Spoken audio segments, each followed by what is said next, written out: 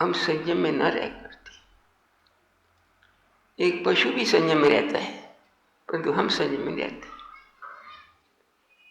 एक गाय को आप चारा दे दो, खा लेगी, फिर जब उसका पेट भर जाएगा तो आप कोई भी चीज को दे, मुंह के वो देखेगी भी नहीं। ऐसे सब जानवर हैं, चाहे कुत्ता हो, चाहे बैल हो, चाहे कौवा है, चाहे चिड़ी हो, जब उसका पेट भर जाता है तो वो देखती भी नहीं। लेकिन हम अपने स्वाद के कारण खाने पर और खा लेते हैं। नतीजा क्या होता है? पेट हमारा छोटा सा है, भर लेते हैं ज्यादा और बढ़ते चले जाते हैं, तो नतीजा क्या होता है? वो खाना तो है, परंतु उसमें पचना भी तो है। वो तो स्थान, हिलने का भी स्थान नहीं मिलता। नतीजा क्या होता है? अगर मैं गलत नहीं तो मैं अपने विचार से कह सकता हूँ, मैं कोई डॉक्टर नहीं हूँ, लेकिन समझ पा रही है ना, खाना बनाया है, उस खाने को पचाने के लिए दो चीजें चाहिए। एक वो रस जिसको वहाँ के हर एक चीज में खांड है, शुगर है, चाहे गंदम हो, चाहे चावल हो, चाहे चीनी हो, चाहे गुड़ हो, वो अगर न बचेगी तो हमें शक्ति नहीं देगी। जब खाते हैं तो उसका स्वरूप बदल जाता है और बदलकर शक्ति में परिवर्तित होता है। देखिए, खाते कुछ है, खून लाल बन जाता है, ये परिवर्तन है, एक वैज्ञानिक परिवर्तन है जो अंदर ही अंदर हो रहा है। अब वो खचाखच भरा है पेट, और इधर एक अंग है जो शुगर को पचाने के लिए वो रस डालता है, वो अंग पैनक्रियास है, और जो रस हुआ है इंसुलिन है, वो लगातार चश्मे की तरह आता जाता है और शुगर को कन्वर्ट करता है शक्ति के अंदर। पर पेट में जगह ही नहीं है। इस हाल में कितने समाएंगे? वो पेट में कितना समाएंगे? नतीजा जो होता है वो उसका रास्ता ही बंद हो जाता है, खत्म हो गया। शुगर रह जाती है, शक्ति में परिवर्तित नहीं होती। क्या हो जाता है? डायबिटीज हो जाती है। संयम न करने से डायबिटीज उनको होती है, संयम नहीं करते। ठीक है। एक और रस होता है जो एक तरह का एसिड है, वो आता है दूसरी सोर्स से। वो एसिड आएगा तो रस, खाना पचेगा, खाना डिजॉल्व होगा, ऐसे भी डिजॉल्व होते हैं, और वो पित्त रूप में होता है। खाने में आएगा, खाना डिजॉल्व होगा, नहीं तो खाना अन्न पचा जाएगा, बोझ पड़ेगा, आंत में चला जाएगा, कच्चा चला जाएगा। कच्चा चला जाएगा तो डायरिया हो जाएगा। परंतु वो डायरिया तो हो गया, खाना तो चला गया, लेकिन क्या होगा? वो जो रस निकल रहा था, जिसका रास्ता बंद हो गया, उसकी क्या हालत होगी? वो अंदर के अंदर रह जाएगा। क्या होगा? वो सॉलिड हो जाएगा, पत्थर बन जाएगा। इसको कहते हैं पित्ते का पत्थर। अब देखो, आंतें भी खराब करती, और शुगर भी हो गई, और पित्ते का पत्थर भी हो गई। क्यों? हम हैवान नहीं है, इसलिए। अगर हम गौ होते तो कभी ना खाते, हम इंसान है इसलिए खाते। तो ये है, हम अपने को संयम न रखकर शरीर को बिगाड़ रहे हैं। शास्त्र में, योग शास्त्र में लिखा है, आधा पेट खाने से, श्लोक है हमारे पास योग ग्रंथों, वही सुनाते रहते हैं, आधा पेट तो खाने से भरो, आधा में आधा पानी से भरो, आधा हवा से भरो, सारा ही जो क्रिया है ठीक होने लग जाएगी। 3 घंटे में सब कुछ हो जाएगा। शुगर भी कन्वर्ट हो जाएगी, पित्त भी कन्वर्ट में आ जाएगा और खाना 3 घंटे पच जाएगा। और वो अंत में जाकर, अंतों में जब जाएगा तो वो ऐसा रस होगा जो कि शरीर में जाएगा और परिवर्तन होकर खून बन जाएगा। आगे आगे चलते जाएं तो कई बातें हैं कि वही जो अंदर खाना कच्चा परिवर्तन हो जाता है, वो खून ऐसा बनता है जो कि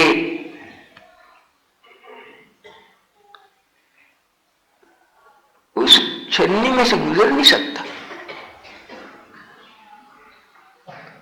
और वो वहां पर हमारा वो पथरी बन जाती है, गुर्दे की पथरी, गुर्दा खराब हो गया। देखो ना संयम करने से क्या कुछ हो रहा है। हमारे पशु होते नहीं, ना होता, हम मनुष्य इसलिए है। तो मनुष्यों को भगवान सुखी करने के लिए महाप्रभु जी ने प्रभु जी भेजे, जब लोगों को योग सिखला, प्रभु जी ने सिखलाया। और वो योग जब वो पैनक्रियास बंद हो जाती है तो हम चाहते हैं वो रास्ता खुल जाए, हम उसको भूखे रखते हैं, शल्प शाल कराते हैं, बारिशा क्रिया कराते हैं। अगर उसके करने से वो रास्ता खुल जाता है तो डायबिटीज खत्म हो जाती है और हो रही है। पैनक्रियास से वो इंसुलिन फिर शुरू हो जाती है, परंतु फिर संयम करें तब है ना, फिर भी संयम करने फिर हो जाती है। पत्ते की पत्थर निकलेगी, उसमें रास्ता ही कोई नहीं। वो तो भाई पित्ता का निकालने से होगा, कुछ होगा। कोई बीमारी ऐसी होती है, अगर वो गुर्दे खराब हो गए तो वो गुर्दों में जो जमा हुआ रस है, पत्थरियां, वो भी क्या निकलेगी।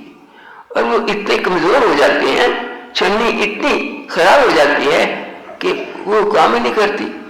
कहते हैं गुर्दा ही खराब हो गया, अब नया गुर्दा डालो, और नया गुर्दा ना मिलेगा तो राम राम सत्य है। ये हमारी गलतियों से प्रभु जी आए, उन्होंने ये सारे साधन सिखलाए मनुष्य को कि भाई देखो गलतियां ना करो। भगवान ने तुम्हें शरीर दिया था, तुम्हें वैसा रखो, जैसा दिया था वैसा रखो, नहीं परंतु हमें भगवान ने साथ दिया कि बुद्धि है, बुद्धि सोचो, और प्रकृति तो गलतियां कराती रहेगी। और बुद्धि सोचो, मनुष्य पशु पर है, पशु इंस्टिंक्ट के काम करते हैं और वो इंस्टिंक्ट मनुष्य में नहीं रखी। मनुष्य का तुम बुद्धि दी है, तुम बुद्धि सोचो, तुम बुद्धि से काम करो कि हम संयम में रहें, क्योंकि संयम से और बुद्धि से रहेगा तुमने मुक्ति लेनी है। इंस्टिंक्ट से मुक्ति नहीं मिलेगी, बुद्धि से मुक्ति मिलेगी। तो गीता में लिखा बुद्धि शरण अंश, बुद्धि की शरण में जाओ, ये दिया इसलिए। मनुष्य पशु फर्क तो यही है ना, पशु जो गलती नहीं करता, मनुष्य गलती करता है। पशुओं को फैमिली प्लानिंग की जरूरत नहीं है, मनुष्यों को जरूरत है। मनुष्य गलतियां करते हैं और फैमिली प्लानिंग के सेंटर खुले हैं और अस्पताल भी खुले हैं और सब भी खुले हैं, और फिर भी मैं सुखी नहीं हो रहा। मैं का योग कर, योग के सैन जगह जगह उन्हें आश्रम बना दिए, फूलों सारी दुनिया में अपने वो शिक्षित व्यक्ति फैला दिए, करो करो, परंतु फिर भी लोग नहीं मानते, कहते नहीं हम नहीं करेंगे, हमारा दिल नहीं करता। और योग में क्या है, दिल नहीं करता तो 3 शत्रु हैं, याद, एक सुस्ती, स्त्यान, प्रमाद और संशय। हमें संशय लगता है तुम बड़े आ गए, एमडी डॉक्टर हैं, वो हैं, इतनी दवाई है, और तुम कहते हो योग करो। योग भी क्या है, ये संशय, इसलिए हम दुखी हैं। तो एक तो ये बात है। दूसरी ये शरीर की बात है। भगवान ने देखा कि मनुष्य जो है वो और तरह की दुखी है। इन पशुओं का मन नहीं दुखी, मनुष्य का मन भी दुखी है। इसको एक तो ये शरीर से दुखी है, मन से दुखी है। उसके लिए मनुष्य का तुमने मुक्ति लेनी है ना, पशुओं ने मुक्ति लेनी, तुम्हें मन दिया है, पर तुम मन तुम दुखी कर रहे हो, उसको बीमार कर रहे हो, शरीर को दुखी कर रहे हो तो शरीर के दुख, मन को दुखी कर रहे हो तो मन से मुक्ति कैसे मिलेगी? शरीर से रोगी होगा, उसके मुक्ति नहीं मिल सकती। शरीर आज्यम धर्म साधनम, शरीर अगर सुखी है तो मुक्ति का मार्ग खुला है, शरीर रोगी है तो मुक्ति के रास्ते में रुकावट है, और मन अगर दुखी है तो मुक्ति के रास्ते में रुकावट है, और मन अगर सुखी है तो आगे आगे चलेगा, क्योंकि मन ही आत्मा को आगे ले जाता है, मन ही आत्मा को गिराता है। मन ही मनुष्य नाम कारण बंध मोक्ष, बंधन का कारण मन ही है और मुक्ति का कारण मन है। मन हम ये ठीक है, आत्मा सबसे बड़ी है, लेकिन मन जो है, मन आत्मा को कंट्रोल करता है। तो फिर क्या किया जाए? प्रभु जी ने कहा मन के लिए उन्होंने भक्ति बतलाई, योग बतलाया, ध्यान बतलाया, परंतु फिर भी कोई सुस्ती का ध्यान भी नहीं करते। और भाई एक तरह और भी दुखी रहते हैं, वो हमारी बुद्धि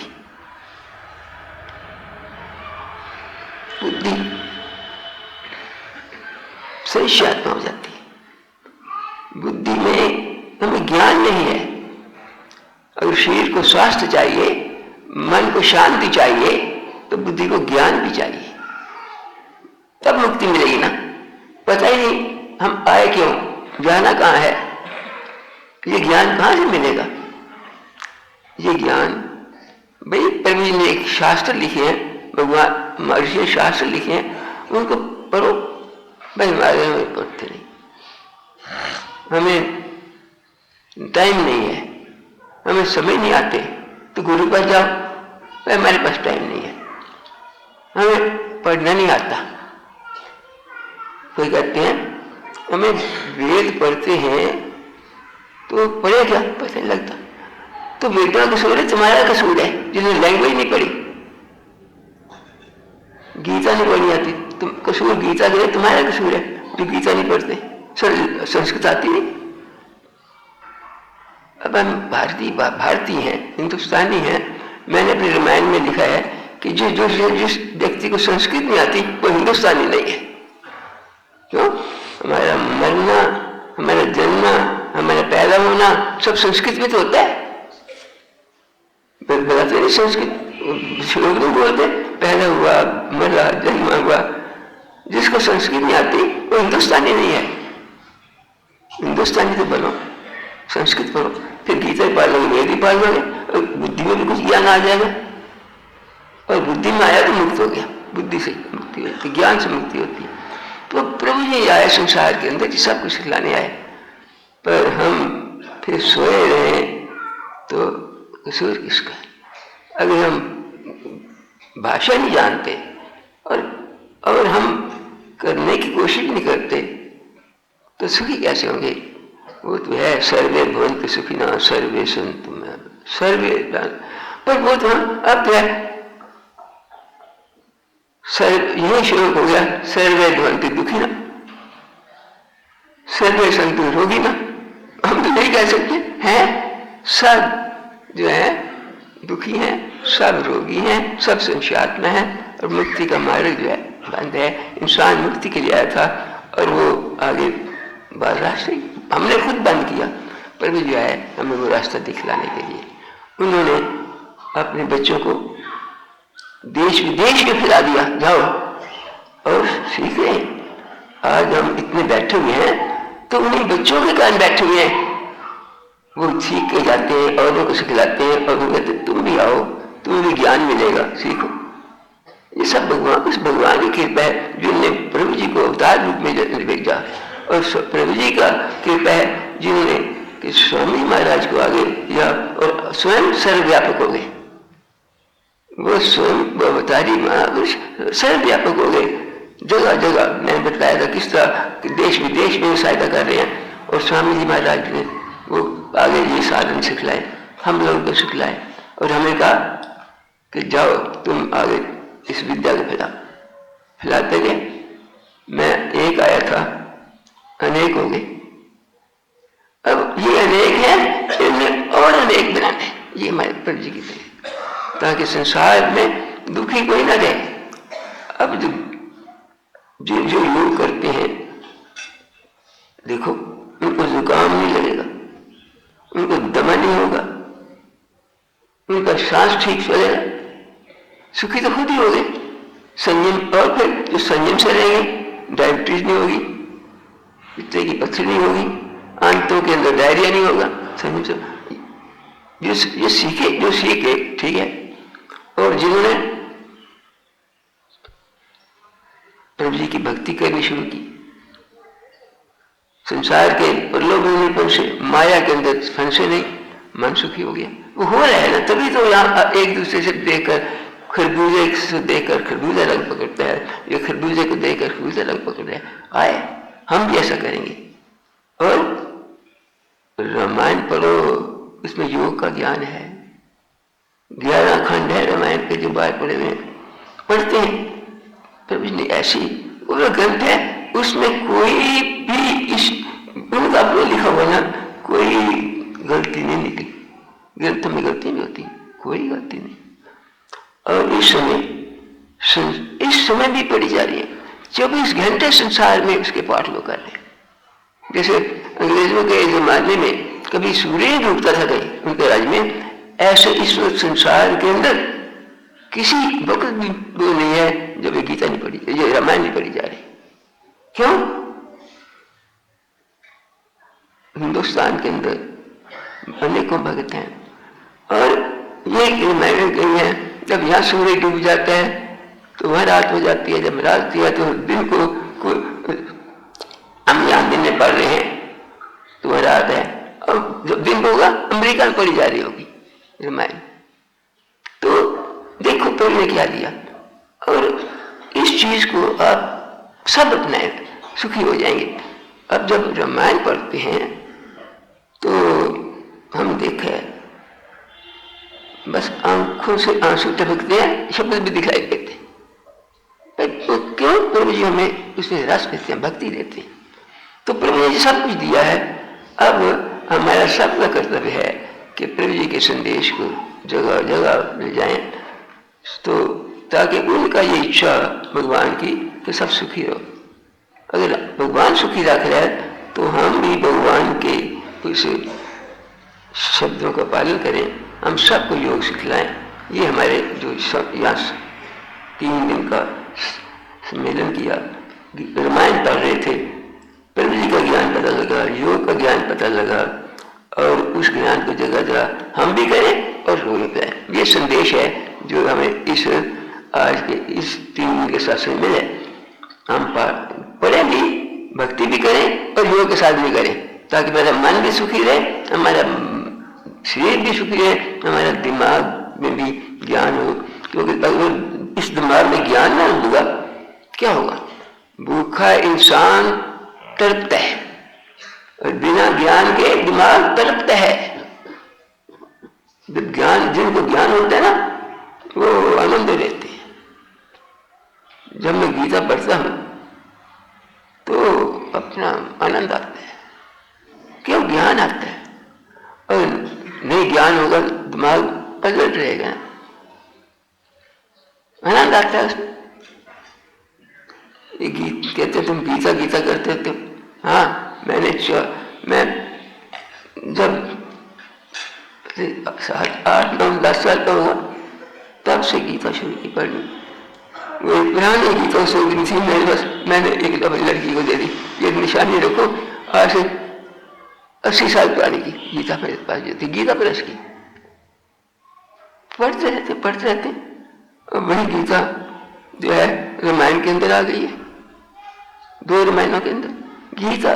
पर पढ़ो सही है, एक दिमाग के अंदर खाली रहेगा तो खाली, जब पेट खाली रहे पेट तड़पता है, मन खाली रहे तो मन भक्ति भगवान को मन में रखना है, भगवान मन में नहीं होगा मन तड़पेगा और दिमाग में ज्ञान रहेगा दिमाग तड़पेगा।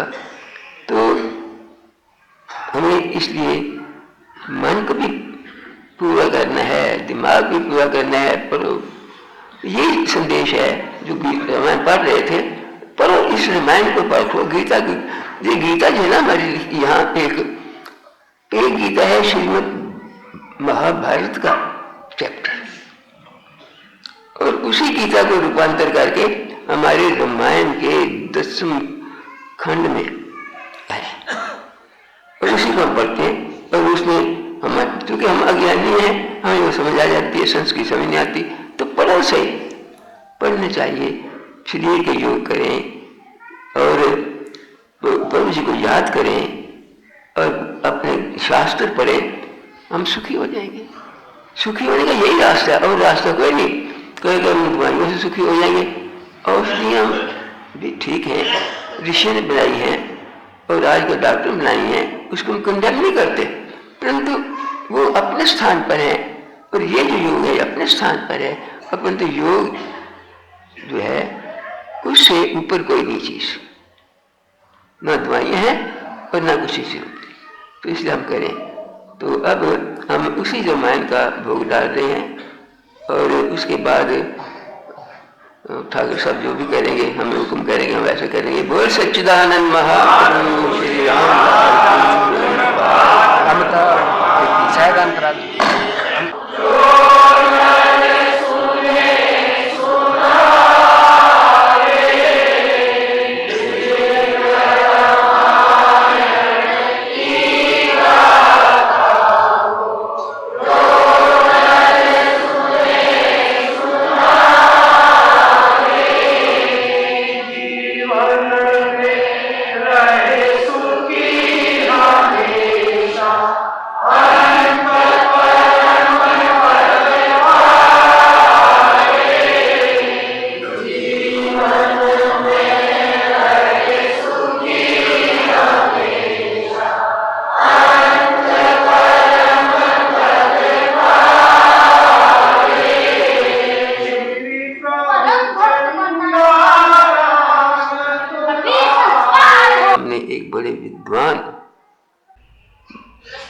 कल और परसों यही चीज स्वामी जी जन्मदिन मनाया जाएगा बंगे में, जिसके मालक निर्मल सिंह जी हैं। और फिर उसके बाद 2 दिन हमीरपुर में वर्मा जी के कोठी के अंदर वो भी तैयारी करके बैठे हैं, किस लिए कि आप आए और हमारा भोजन खाएं। पर तो उन्होंने कहा भोजन में बहुत लेनी देनी, सादगी में सुख, दिखावे में दुख। तो उनका 2 चीज बस। ये पहाड़ी लोग पता क्या करते हैं, ये इनके वो बनाने वाले होते हैं, पता क्या कहते हैं, 2 से 6-7 चीजें बनाते हैं, मीठा, खट्टा, नमकीन, शादरस वही बनाते हैं। पर हमको शादरस की जरूरत नहीं, हमें एक नमकीन की जरूरत है बस। तो इसको सादगी करनी है ना, तो ये 4 दिन का और कार्यक्रम है। उसके बाद हमीरपुर से सीधा शिमले को रास्ता जाता है, किन्नौर को रास्ता जाता है, कोटा को रास्ता जाता है, तो आप आराम से जा सकते हैं। तो ये है। अब मैं दोबारा से प्रार्थना करूँगा कि वो हमें अपने उस मनोर शास्त्रीय विचारों से अवगत करें।